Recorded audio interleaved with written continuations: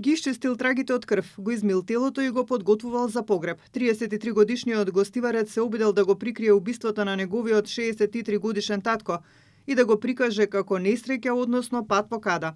Случајот излезе на виделина по анонимна пријава од странски телефонски број. Основното обвинителство од Гостивар поднесе кривична пријава за свирепо убиство и веќе е побаран притвор. По пријавата, полициските службеници и јавен обвинител извршиле увид на лице место, пошто веднаш била наредена обдукција. Се наведува во соопштението на основното обвинителство Гостивар. Според информациите од обвинителството, трагедијата е резултат на претходни меѓусебни недоразбирања. По кратка расправија, синот физички го нападнал својот татко, задавајќи му удари со рацете и со тврди метални предмети. Од тежината на здобиените повреди, таткото починал на лице место. Ова убиство доаѓа како нов шок, откако јавноста беше потресена само ден пред тоа, кога дозна дека во Росоман 24-годишно момче си ја убило мајка си, додека таа спиела, а потоа сам се пријавил во полиција.